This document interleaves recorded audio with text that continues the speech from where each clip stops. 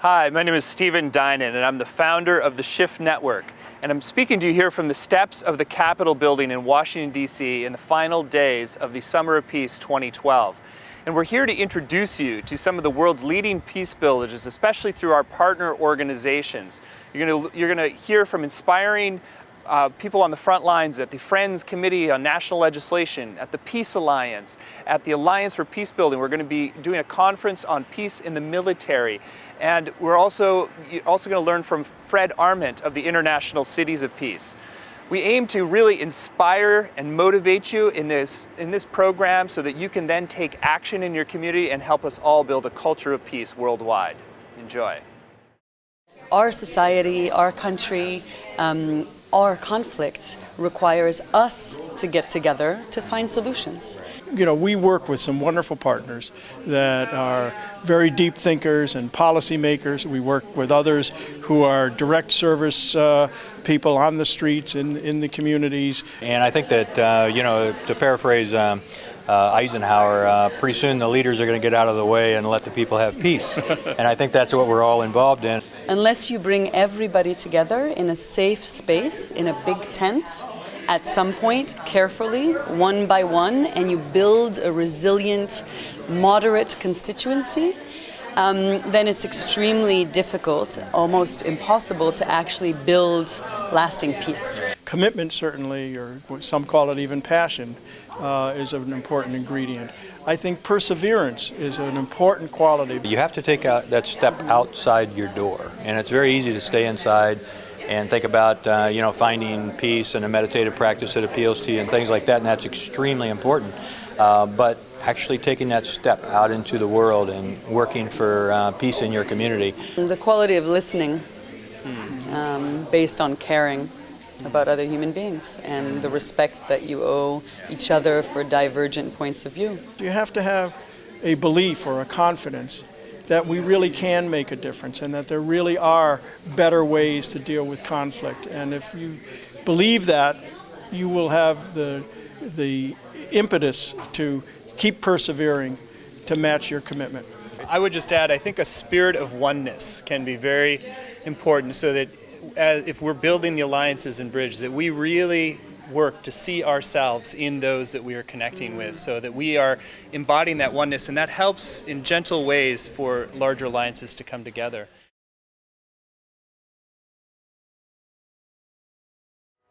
We're going to hear now from the Friends Committee on National Legislation, which is the largest peace lobby in the United States.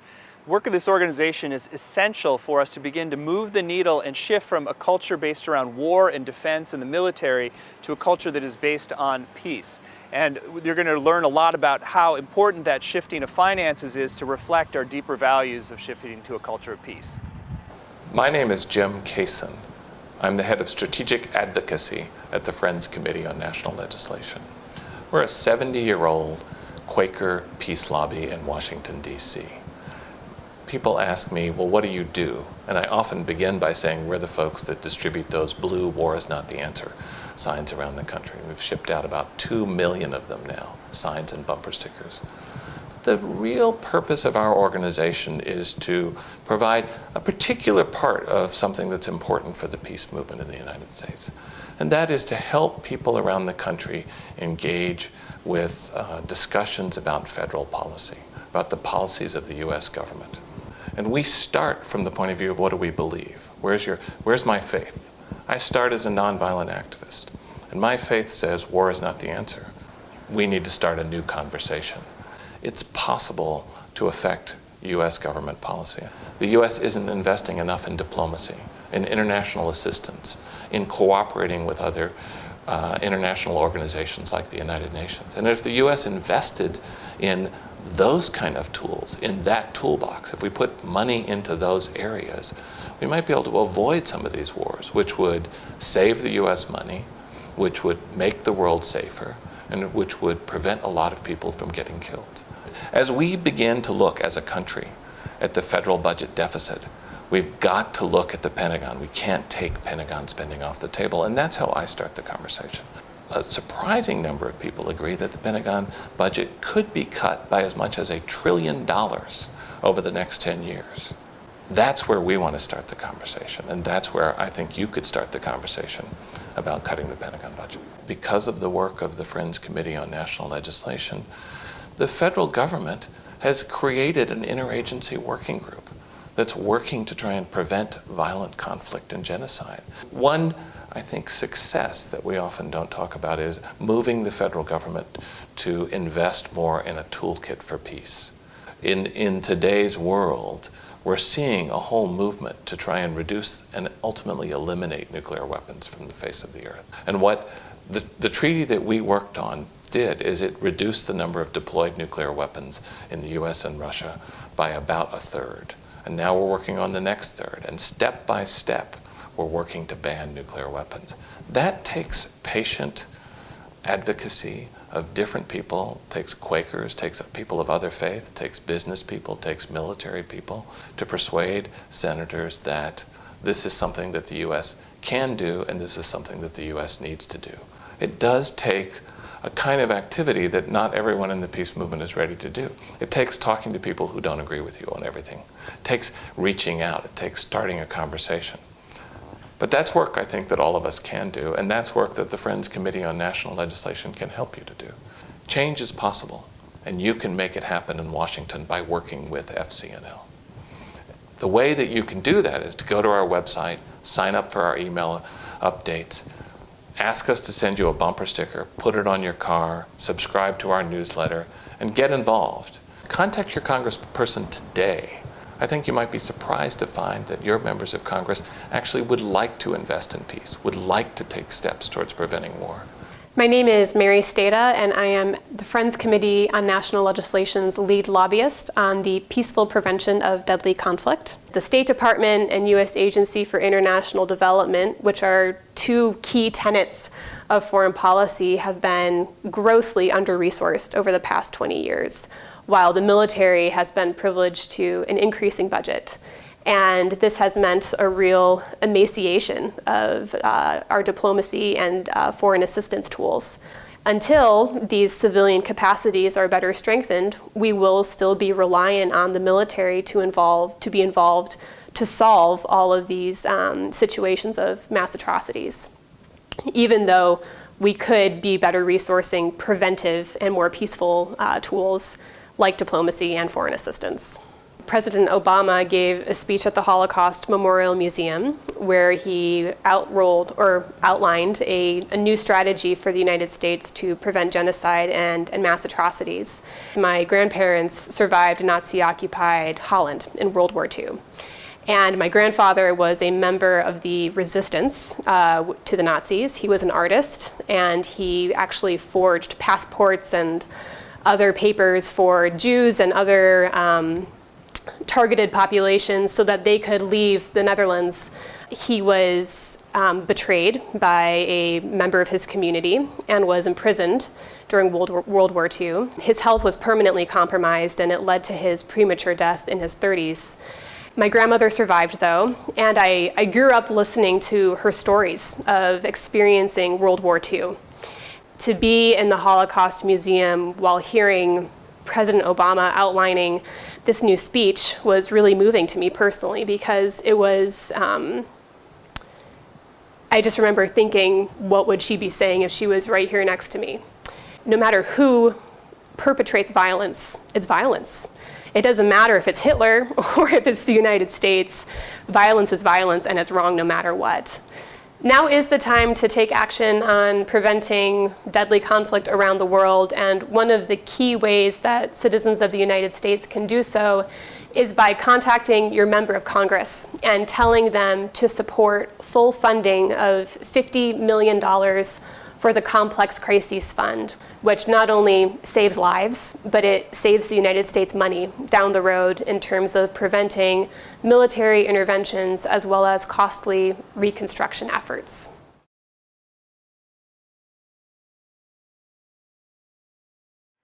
The Peace Alliance has one of the largest bases of grassroots support for legislation that is advancing a culture of peace, all the way from the international to domestic policy. So we're going to hear about that today from the president, and also witness the exciting event they do every year with Ben & Jerry's, where people get the scoop on peace. Hi, my name is Bob Baskin, and I am the president of the Peace Alliance, which is a multi-generational advocacy and educational group with a network of over 70,000 supporters and members. We are working very hard to encourage folks to get involved with youth and in an effort to reduce youth violence and with gang intervention and anti-bullying efforts. We're supporting certain legislation on the Hill called the Youth Promise Act. We are also working with some of our partners on the foreign policy side to make sure that certain dispute resolution mechanisms that don't involve violence are an important part of U.S. foreign policy. People can get involved with us through our website, www.thepeacealliance.org. Go to that website and find alternative ways of getting involved. We must move forward. We must find other ways to deal with these situations. We cannot stop living. We cannot stop fighting. Today we are very fortunate to be working with our good friends and partners, Ben & Jerry's, and we are doing the third annual Ben & Jerry's Peace Day ice cream extravaganza. We need to have thick programs in place that allow quick response before the wars happen. The Conflict Stabilization Operations Bureau is identifying key areas around the world where they can make an impact within the next 12 to 18 months. Sending out teams to assess a conflict situation, to then identify recommendations for how the United States can have a preventive posture rather than reactive or responsive. It's about helping to really permeate a country with the capacity to be resilient to the few people who actually foment real violence. We all know that everybody around the world wants the same thing we all want here. We all want in this room, which is that our children actually be safer than maybe our parents were and that we are. When we talk about peace building and we talk about impartiality and bringing groups together, because individuals in that country matter, not a political party or an individual leader or a rebel group or whoever we're supporting, that it really makes a difference to come to the table with the funds and the mindset that enables rapid action and long-term peace building. The Youth Promise Act is bipartisan youth violence prevention legislation that implements the best advice of over 50 experts, calls for communities to pull together those people who work with young people, who try to keep them out of trouble and work with them when they're in trouble, to come together in a collaborative fashion to determine what's going on and to then apply evidence-based strategies that have been proven to not only work to reduce crime and violence, but also to save money.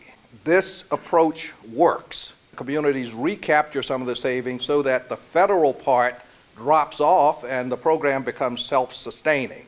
And what this is designed to do is to bring about savings not only of money, but to prevent crime, save lives, and ultimately to save communities.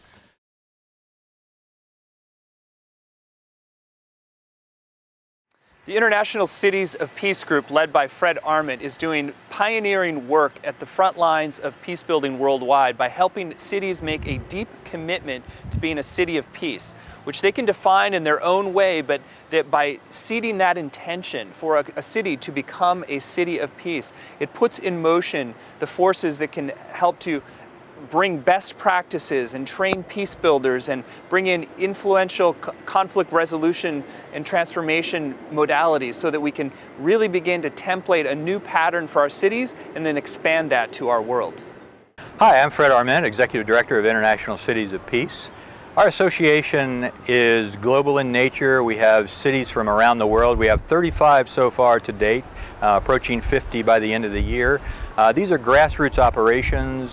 Some of them have gone to the City Council and the mayors to declare, self-define them as valuing peace.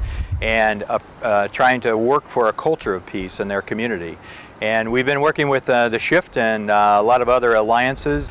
We have a guideline, the UNESCO International Culture of Peace, and those tenets are things like democracy and women's equality, human rights, tolerance and understanding, education, sustainable development, and international peace and security.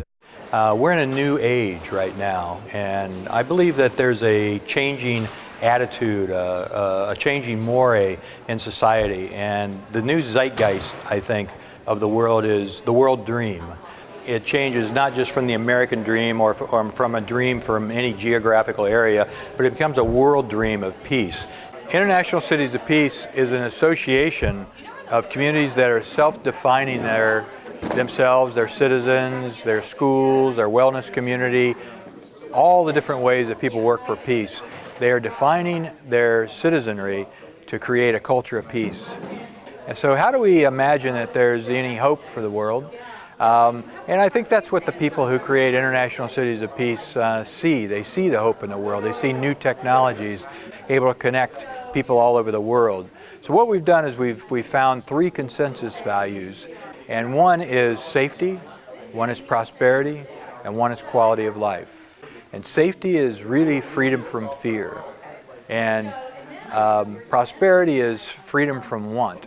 And quality of life is freedom to have purpose in your life. What we want to do is offer the people in watching this video today to check it out and see if that International Cities of Peace might be a way that you can work in your community to create a culture of peace. And it's very easy to come on board, and we hope everybody in your own way can be inspired by not only peace but also in creating culture of peace for other people around the world. Thank you.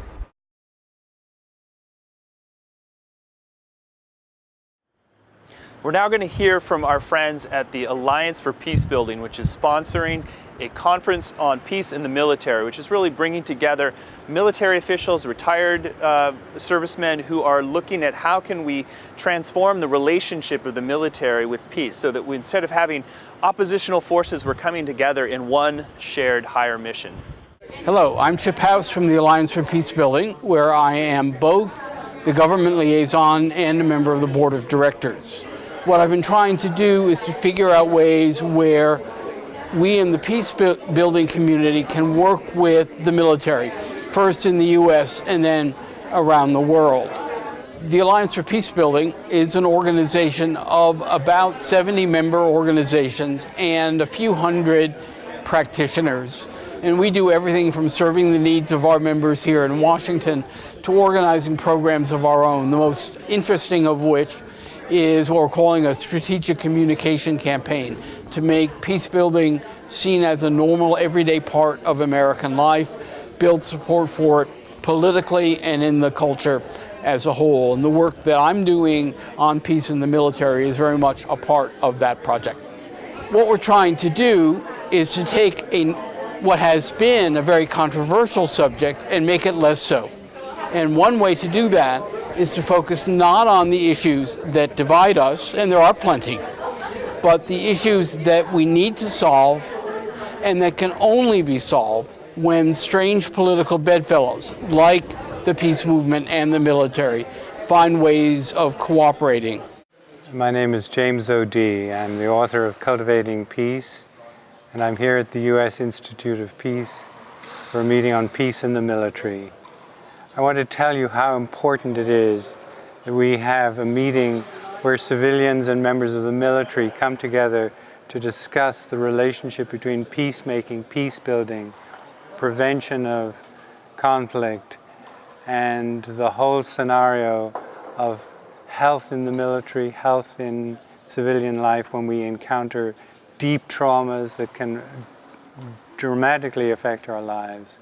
So we're looking at very, very practical aspects of how military and peace builders, civilian peace builders, come together to discuss the deepest prevention of violent conflict, but also how we respond in the most healthy and important ways when conflict occurs. What I think we want to accomplish out of this meeting, and I think what I would like to accomplish, is first of all to identify a series of issues that are, in my terms, superordinate goals that can only be solved by people cooperating who are not used to working with each other. The reason we created the Shift Network is it's a reflection of we're really going through a wholesale upgrade to the operating system of our culture and our consciousness on planet Earth. We're moving from a primarily nation-centered or tribal identities to a really sense of global identity, moving from a worldview based on our separation to one that's based on our interconnection. Because we're no longer focused just on protecting one group from another or building these sort of internal alliances, but really reaching out, building bridges, creating a larger interconnected singular human family on planet Earth. What I see happening with this conference and more in the general fields of peace building in the military is this finding of a common higher purpose that unites rather than the old peace movement, which was a lot about protest and created more separation.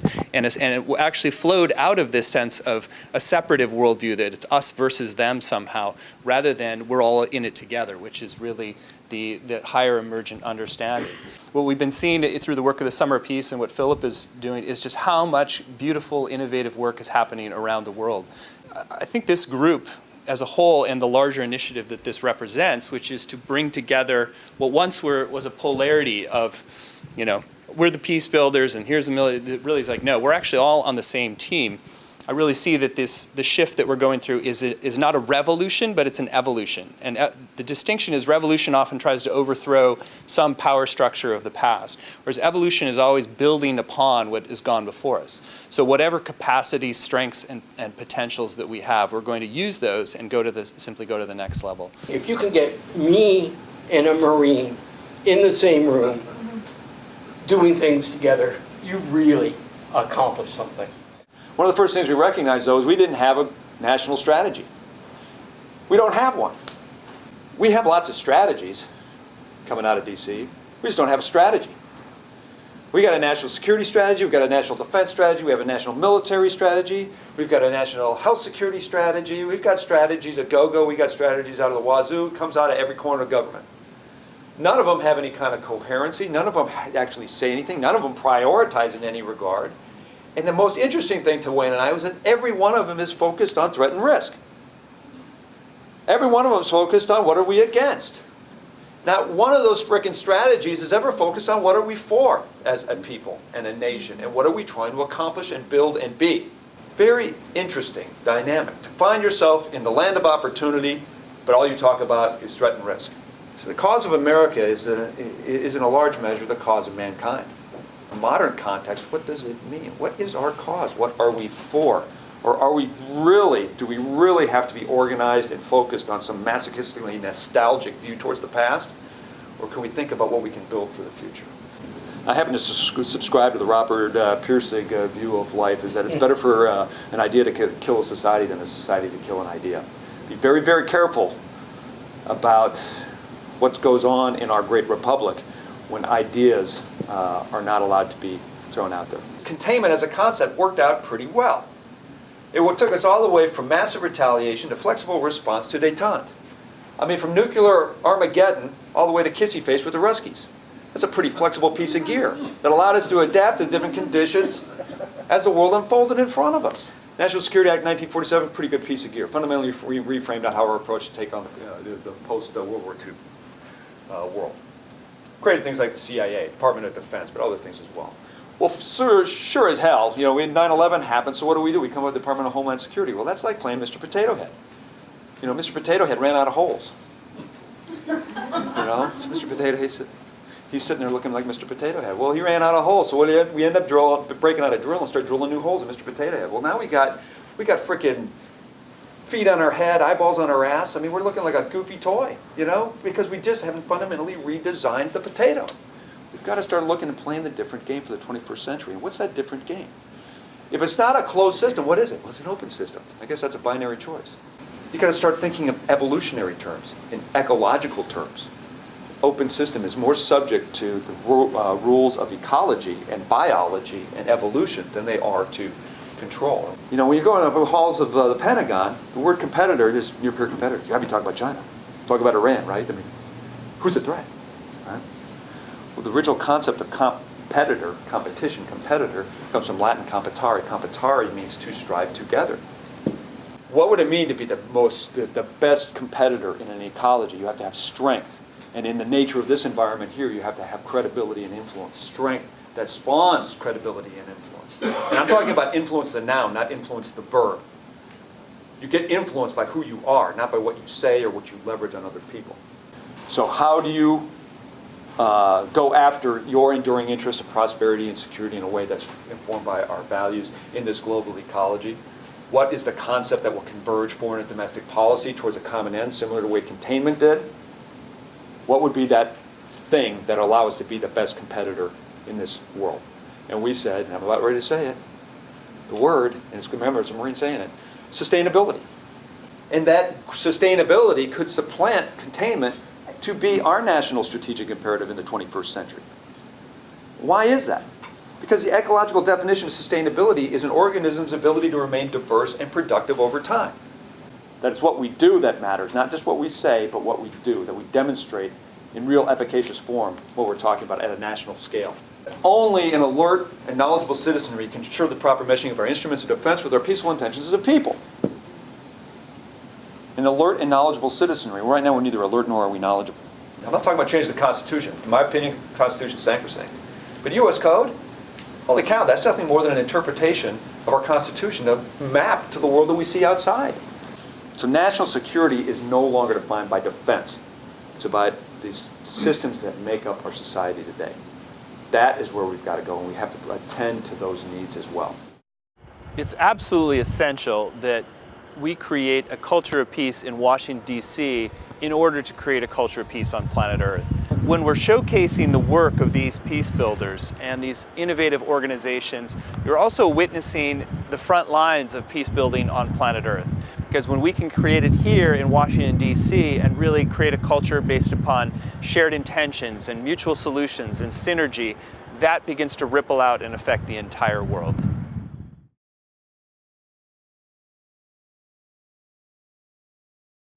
Hello, I'm Philip Helmick, the Director of Peace with the Shift Network and for the Summer of Peace. And as you know, I'm passionate about the Summer of Peace.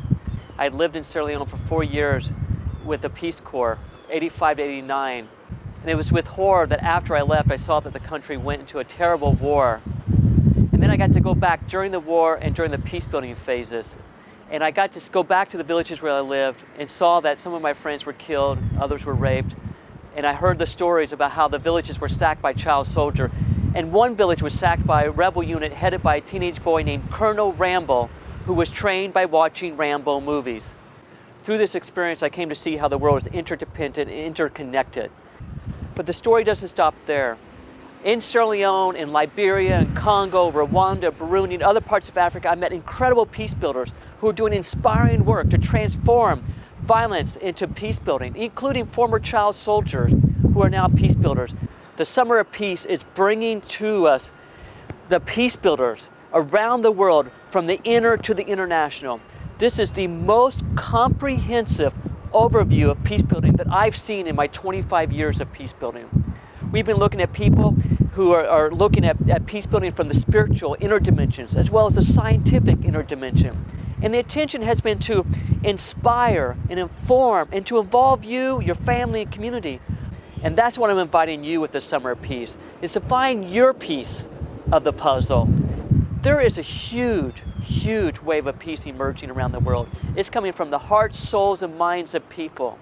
Each of us are playing a part. And if we focus on what's emerging, moving from systems that are based on separation and dominance to systems based on interdependence, interconnectedness, and collaboration, we can make a shift from a culture of violence to a culture of peace. Thank you. Well, I trust that you've been as inspired and motivated by the program as I have, and that you can now feel better empowered to go out and take action in your community. It is a crucial time on planet Earth. We have all of the solutions that we need to solve our global crises, but we need to learn to work together in a much more collaborative way. And that's what building a culture of peace is all about. So we hope you take inspiration from the leaders that we've featured, get involved in their organizations, and help us to activate an even larger and stronger Summer of Peace in 2013.